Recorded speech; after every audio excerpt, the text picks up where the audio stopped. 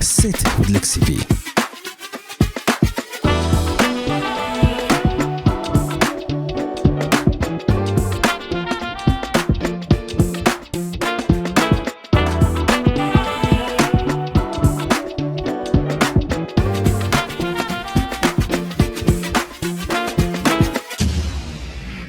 Jisha, how are you?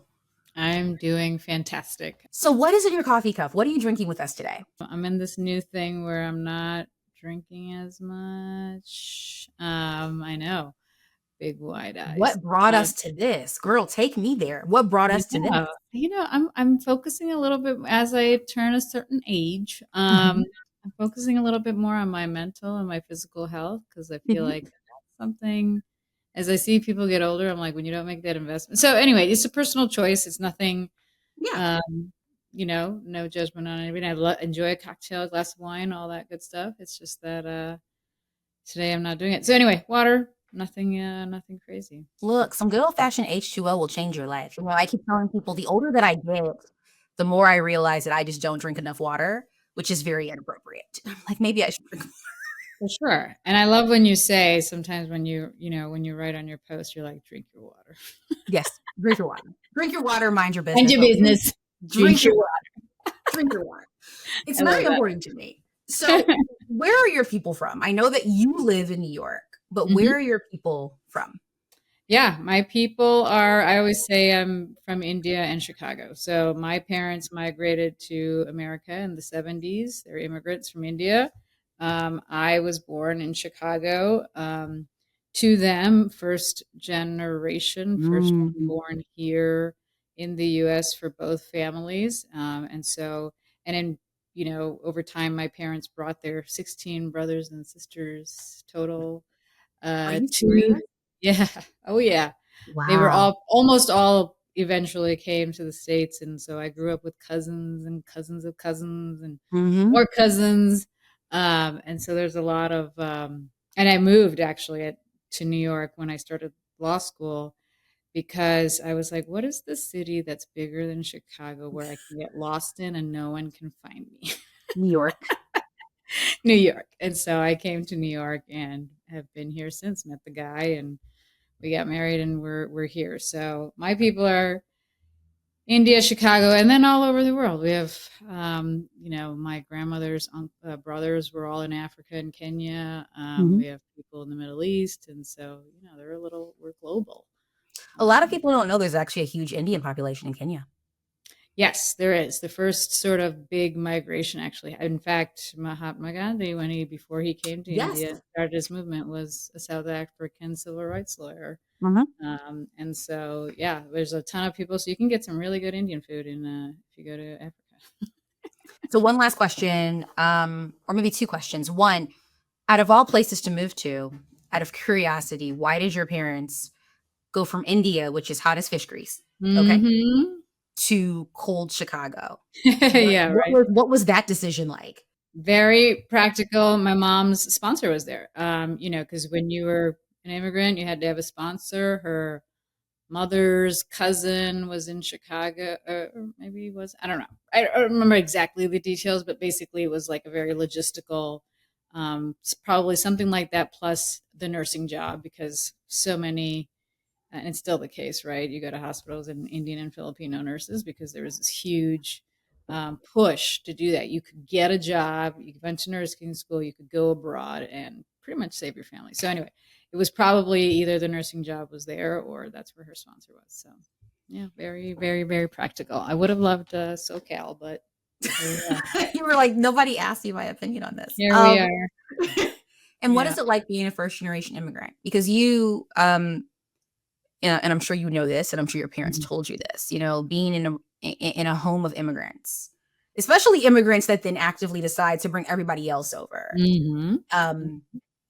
So yeah, in many ways, kind of building that underground railroad for more opportunity, not only for them, but for like everybody else. Oh yeah. What was that like being a child and also very much being a student of that and experiencing that? Yeah. There's been a lot of therapy. There's been a lot of self-reflection.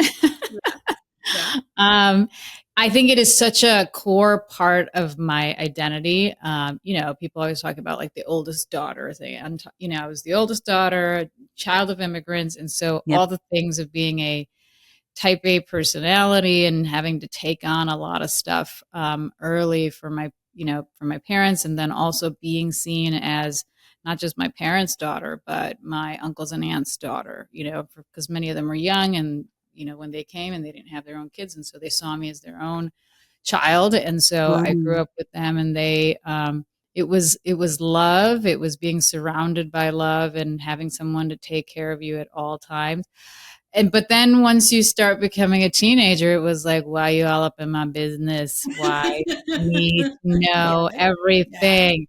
And there was a lot of headbutting when it came to, I wanted to go see a movie with my friends in high school. And my dad was like, nope, somebody's going to kidnap you. So you can't do that. And, it's like there was a lot of sneaking out and a lot of like, I'm going to be real. My girlfriends and I talk about this in the WhatsApp chat all the time now, which is like, we lied a lot to our parents, an extraordinary amount where we just could not tell them the truth. And I still to this day think they don't want to know a lot of the things that we were doing. They know. Yeah. And I think about my kids and how much I appreciate when they're honest with me and upfront with me and just tell me the truth and creating that space for them to be able to tell me the truth and how I didn't have that as a child and how I might have made some like less dumb decisions if I had the opportunity, that space with my parents a little bit. But I wouldn't be who I was. I wouldn't have that rhino skin that I have now if I didn't go through that experience. Right. I am pretty proud of where I've come out. And I think my journey of self-reflection starts with that story of being a daughter of immigrants. And I wouldn't have that either. So I love every bit of it. We just had a big family wedding this weekend in Chicago, and it was bonkers, right? Like it was just people, my 3 kids, who my husband's white, and my 3 kids just like, they're like, this is their 2 families are so different. And it's just insanity. They have no idea half the names of the people, but they love it. They love all parts of that culture and just having this thing that's different, that makes them different. And so it's all love. But there's interesting feelings about it. I love that. I remember, so I'm from St. Louis, Missouri, and fun fact, there's actually I would consider a large Indian population in St. Louis, which again, growing up was kind of random. I was like, of all places, too. Okay, but do you, boo? And I remember going to my first Indian wedding in like 2nd or 3rd grade. And I came home and my mom said, how was it? And I was like, these people, they got something going on, right? Yeah. So there is nothing like. There is. And I remember as a child just being immersed in that and that culture and all the color and just like sitting in the car with my dad and being like, I never want to go to an American wedding again. Yeah. 0 out of 5 stars. Yeah. Like this is the expectation. Yeah. Yeah. No, it's crazy. Cause like when getting married to my husband, there was lots of drama. Cause again, she's going out there and doing something that no one in the family has done. And, all that. And, I wanted to have a small wedding and, it was like 350 people. And my white in-laws were like, that's small. Yes. I was like, that's just like 1.5 generations of cousins. Like, yeah. We had to cut. And so when I tell people my brother had 650 people at the wedding, and that was like, it's like that's the norm, right? But yeah, it's a good time. We know how to do it. But I feel like so many cultures have that component of it. Like there's a lot of cultures where they do just celebrate life really, really well. So yeah. Shout out to the cultures that do it right. That's all that I'm gonna say. No judgment to those who do it wrong. But shout out to the people that do it right. Yes. Celebrate. Yes. Get into it. Any culture that the bride comes down in red and gold, I'm here for. I was like, yeah, exactly. That is a moment. celebration. But we are talking to you today about, I laugh because I remember when we were talking about this topic, it just resonated so well with me. And I wish that someone had talked to me about this before I made all of my pitfalls and learned from them. And thank goodness for grace from older people that I'm still employed. But there are some people out there, Jisha, that could tell you some stories, okay, about me and my mouth going in the corporate world and how I would say things. We're talking about how to skillfully speak up, especially in times of resistance, in hard conversations. I think that it's very easy to have easy peasy breezy conversations at work, right? When things are going well. But when things are not going well, how do you express that? Especially when you are not a white, straight, perceived straight man. And so my first question to you is, when did you realize that you needed to learn this skill? Because I remember the moment where I was sitting at work and I was like, yo, I can't keep cussing people out. When did you have that aha moment of like, we need to do better? Yes. And you know, I still, to be clear, like I still get it wrong. I still F it up. I hope I can say that. You know, we all make mistakes. I think just a month ago, like with big, you know, executive team meeting, and I asked a question probably when people were about to walk out the door, and I probably should have not asked it then, right? And so this is one of those things you have to practice the muscle. You're going to screw it up. But, you know, as a woman who has tended to be very direct, tended to be very open and transparent and clear, like I don't have a good, you know, if the stank guy will come out, especially on video conference, it hasn't done me any favors where I'll be like, I'm forgetting I'm on camera and I'm like, what are you saying? You know, like it's very clear. But I think that for me, it's been a lifelong sort of journey that I've gotten better at, you know, with each job, with each era. Like I always say, like Taylor Swift wasn't the only one with eras. Just got eras too, because there were some eras that we don't want to go back to ever. Where you just think you know, and you realize you don't. But I think it came to a point where I realized that I could either be right or I could be effective, right? Ooh, that's deep. That's deep. Okay. Yeah, and I'm like, there are times where you know you're right. You know you're right. You know you're saying the right thing, but it's not being absorbed. It's not being taken. It's not being accepted, and so you're not effective. Right. And so it's like, there are moments when, you want you want to be right, but there are most of the time what you're really trying to be is effective. And sometimes you have to make that choice. And it's not about saying something differently, or saying a different thing, or being inauthentic, or, you know, hiding that thing that you want to, the point that you want to make. It's really about saying it's about being effective. It's about the purpose. It's about the impact of the communication, so that, you know, you are actually going to make a difference in what you say, as opposed to just creating a bunch of noise. And I have found that the more I lean into that, the more respect I will get from not just the teams that I manage, but all the people that I report to, as well as cross-functional teams. And it makes a huge difference. So I think I learned this lesson unconsciously earlier in my career, just as a person who has been direct and has had to kind of temper that to say, they're not hearing me. But then more formally understanding it, as, you know, promotions would come around and I wouldn't get it, even though I hit all the marks and I did all the things and I met my goals, and yet you're not promoting me. What's the problem? This is the problem. And so that, you know, I think very early on became sort of like, okay, you got to pick and choose how you do this, so that you're effective. So who was the person who sat you down and told you that?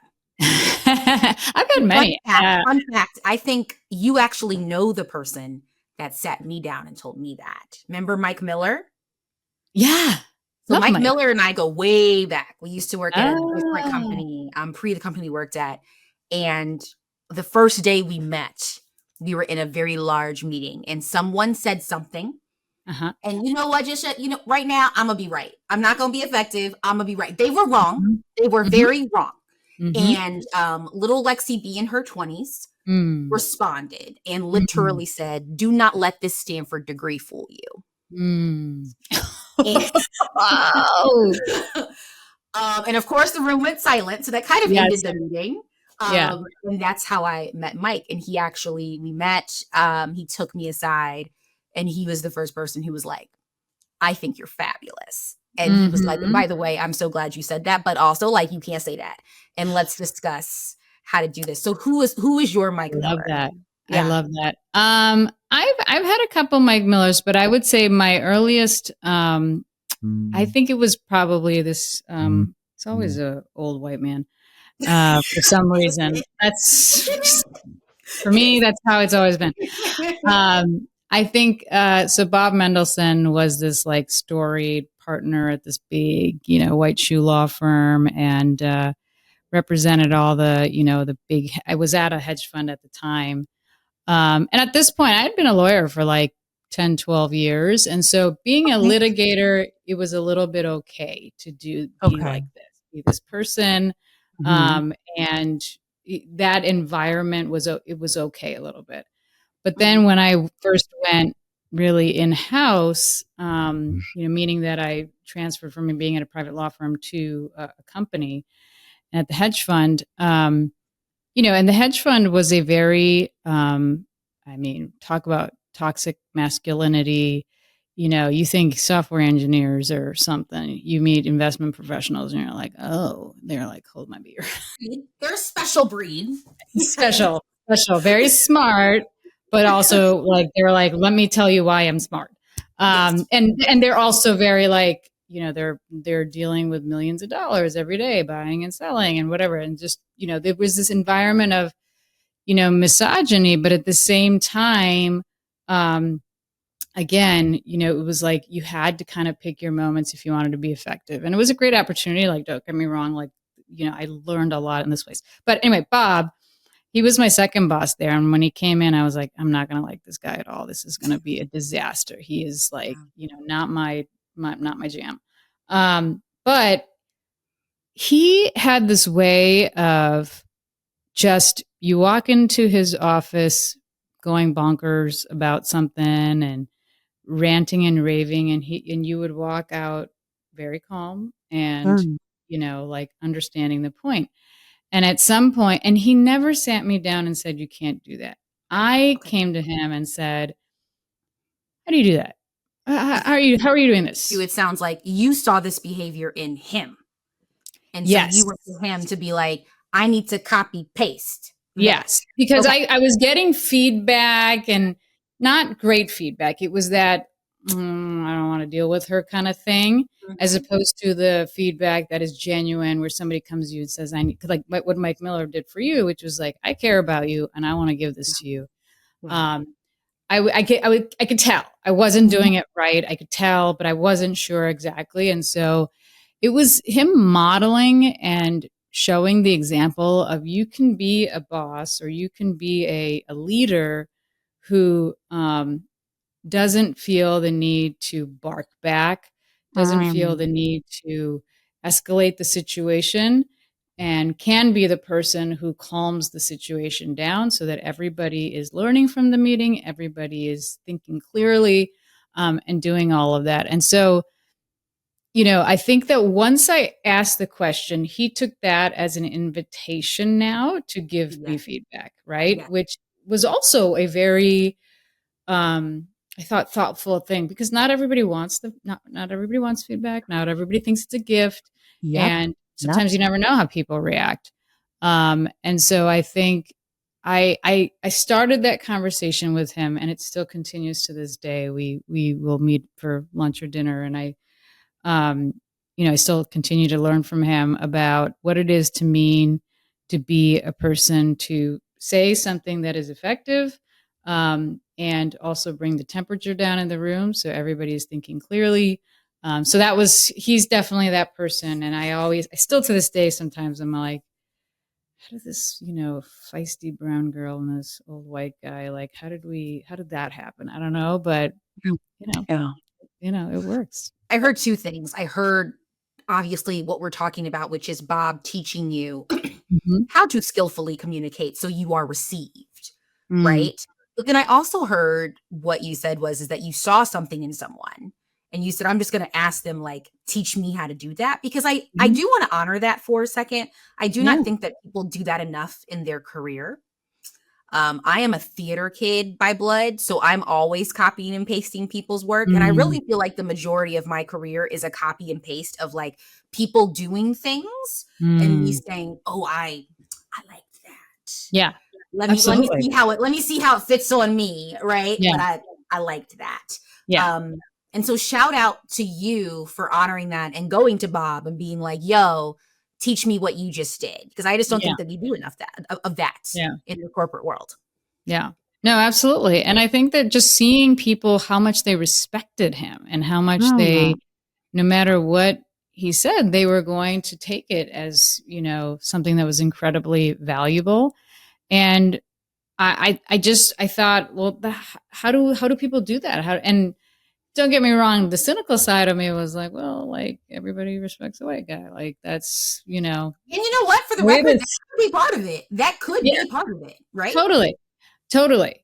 But I was like, but I need to figure out what it is about him what it is that he's doing. Because I did, there was that piece of it. And then I was like, but, we come out of these meetings and we're feeling like we have a solution and we have like a path forward, and people are feeling heard. And that's really important. And so, yeah, absolutely. I think just being able to see that and ask, was really important part of my own journey. So how do we do it? Teach us. If someone came to you and said, Jisha, like how you do that, how you Yeah. tell this person who is a jerk in this meeting to stop being a jerk without just being like, stop. Yeah. No one asked you, right? Yeah. How would you tell us? How would you tell us to handle that? I mean, look, I think leading with questions is a great classic one, right? Whenever people are talking about things where I'm like, what are you talking about? No, like I know it's, and I have this tendency to, um, I take these personality tests, and there was this one, they were like, it was like, you're someone who inspires, but you have to show your work. You have to show people how you got to that vision, how you got to the answer, because Yeah. a lot of people are not going to follow that you've already gotten here, and you need to bring them along, right? Got it. Yeah. And because if they don't understand how you got there and it's a different point of view than yours, then you it's just going to be disagreement. You got to kind of show the work and bring them along.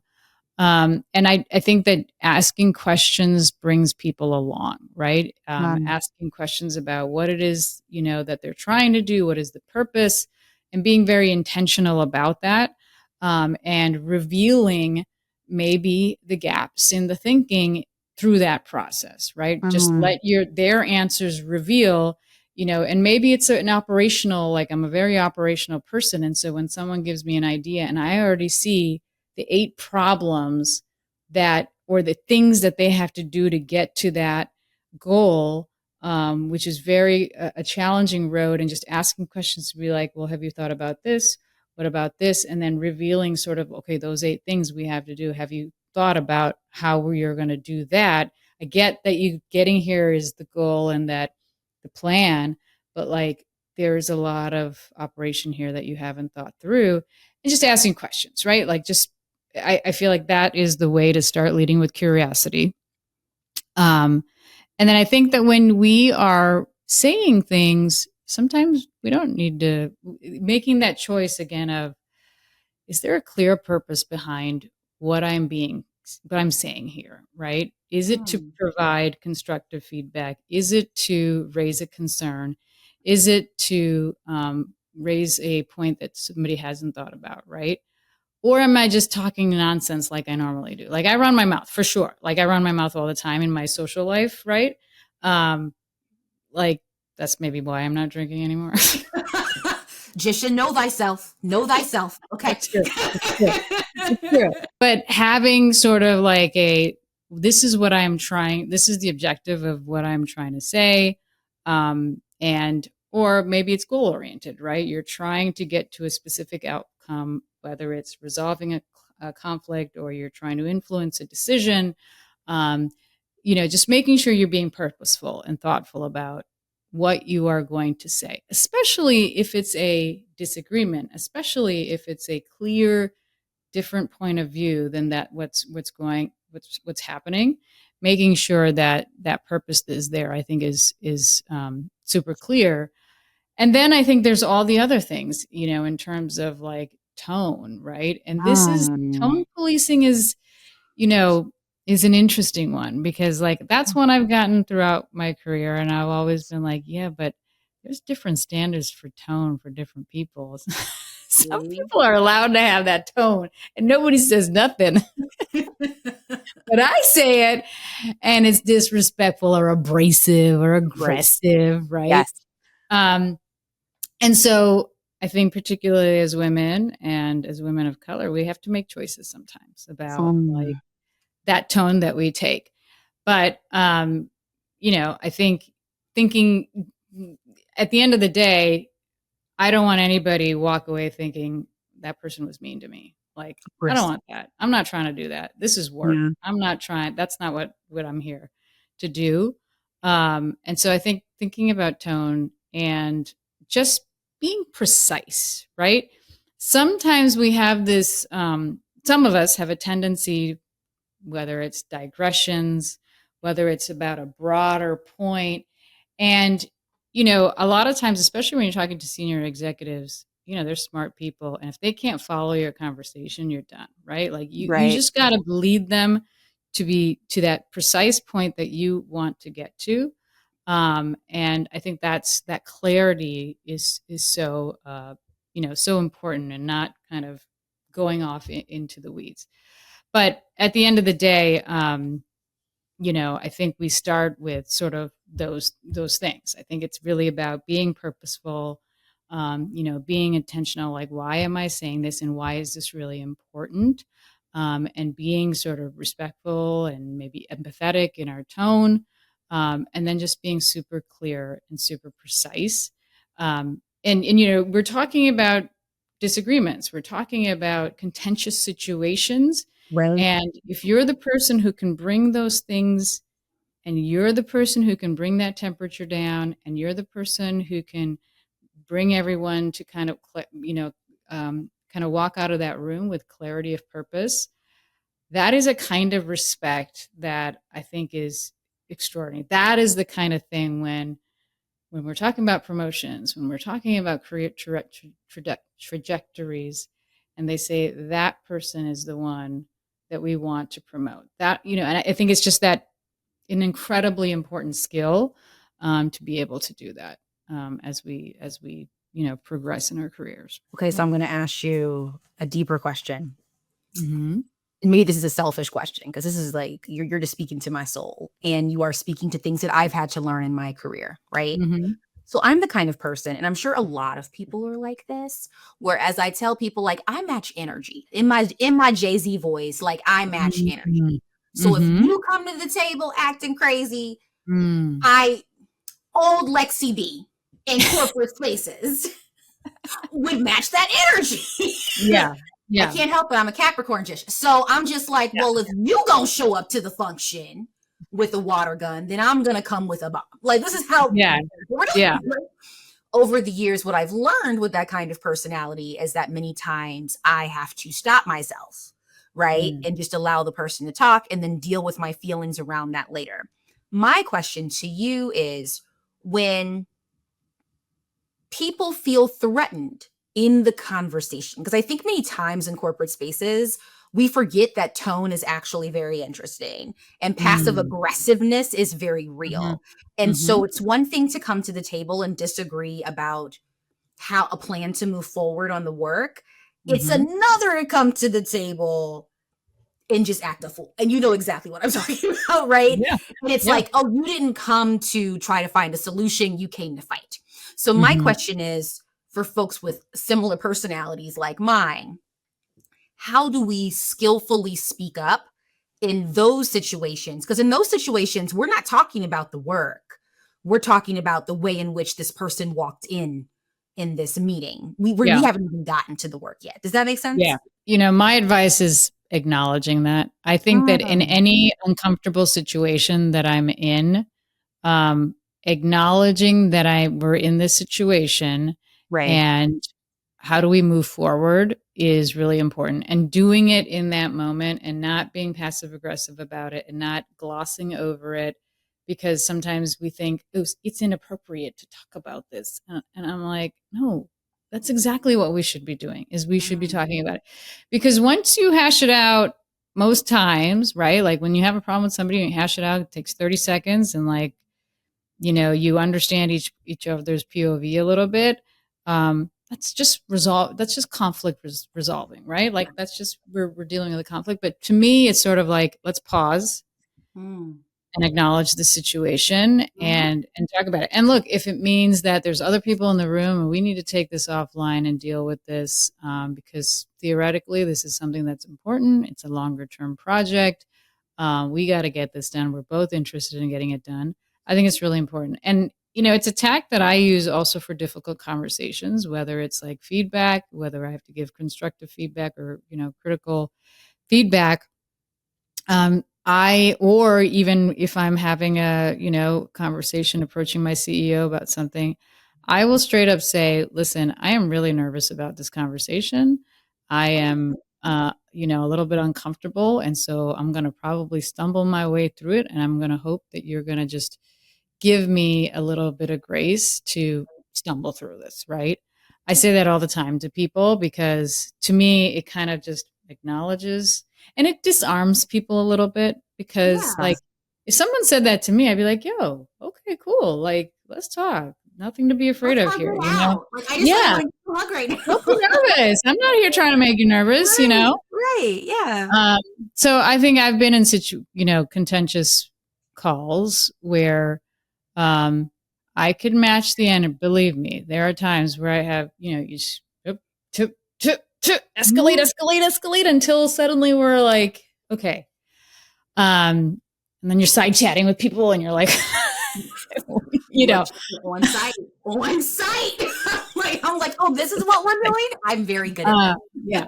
So I think just pausing and just saying, hey, let's acknowledge the situation because this is not working for any of us. And let's figure out what the problem is. I think is the, you know, most authentic and most, you know, real way to just pause that situation.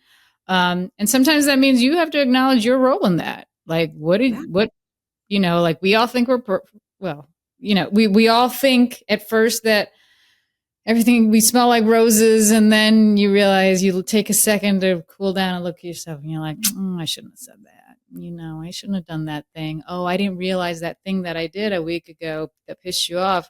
I didn't mean it that way, but I can see why you took it that way. Right. It happens all the time. But yeah. So what I hear from you is that even though everyone says business is not emotional, business is actually very emotional. That's what I heard. We're human beings. Yeah. You don't check the human being thing at the door, you know, when we walk into work. Like, I mean, being professional and being overly emotional, there's obviously a difference. Of course. But I definitely think that like acknowledging the humanity of people around us, that they're all trying to do their jobs and they may have some kind of crap going on in their lives that we have no knowledge about. And that speaks to a lot of what I do in my work, you know, is like just understanding who the people are at my company and whether they're feeling safe and whether they're feeling okay to say things and whether we're creating the spaces to do that, right? And to me, that really comes from acknowledging the humanity of every single one of our employees. Whenever people are like, oh, that corporation is corporating and, you know, you know, it's capitalism. And I'm like, well, listen, every company is comprised of individuals like you and me. You know, at the end of the day, right? Yeah. Like we see the humanity when thousands are laid off. Now we see it, right? We see the humanity when they do these amazing things and projects and whatever. But sometimes we don't see that humanity, and I think we need to. So. Last question for you. Tell me about a time when you skillfully spoke up. What were the positive outcomes of that? I think it's easy to have this topic and discuss like when you don't do it, here are the plethora of things that could happen to you. Yeah. But just when you do it, what happens? What are the good things that happen? Yeah. Yeah, no, I think that, I mean, like I said, I think that there's a respect that comes that where, you know, the people around you are seeing sort of this ability and capability that you have, and that you have the ability to help the company solve its problems. You are influencing decisions that are probably really key. You are helping to resolve conflicts. You're providing valuable insights. And I think those are the, you know, that's what we all want to be known for, right? And we're also going to be able to just have that sort of continuous growth that we need because we're doing that. Because skillfully speaking up, as I said, requires thought. It requires taking a pause. It requires being intentional. It requires a little thought to be precise and thinking about even that first question of like, am I right or am I effective? Okay, if I'm going to be effective, this is what I got to say. And is what I'm saying going to be really, does it have a purpose? And what is that purpose that I'm trying to say? And can I say that? Right.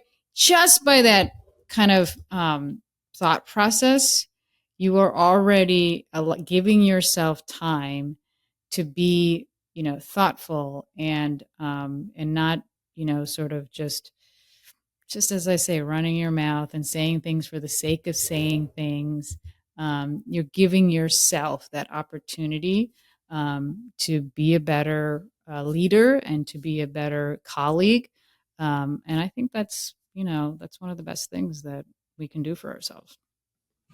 It also sounds like you are becoming the safe space at the company for other people. Because again, regardless of what you say or how you say it, it's that emotion, that how people feel when they are around you. And I think that's insanely powerful at work. Yeah, absolutely. Absolutely. And I think every manager has the ability to do it. Like as a chief ethics and compliance officer, yes, my job in part is to create a safe space for the entire company.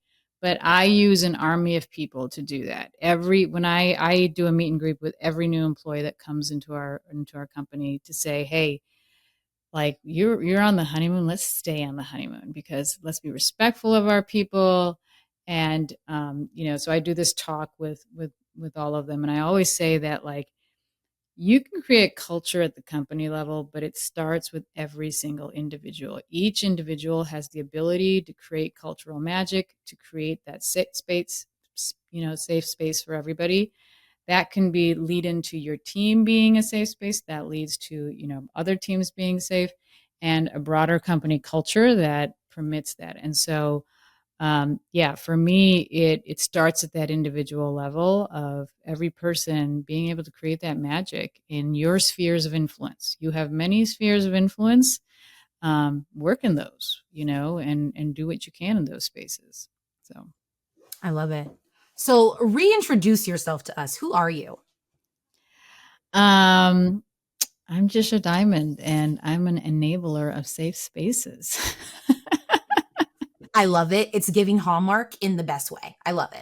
I'm here for it. I'm here for it. I mean, I think that was just I was like, okay, that's what I am today. That's what I am. But that is what I do. I think that's, and it's actually taken this conversation to kind of make me realize, but that's probably one of the favorite things, my favorite parts of my job is enabling a safe space, but also being the person who has to speak on behalf of people when they don't feel like they can. Right. I'm happy to, like I said, and I always say I have rhino skin. Like I can take it, right? Like I can take it. So I'll take it for you if I need to, if I think it's important enough. I love it. Thank you so much for being here. Thank you for having me, Lexi. It was lovely to talk to you and lovely to be here.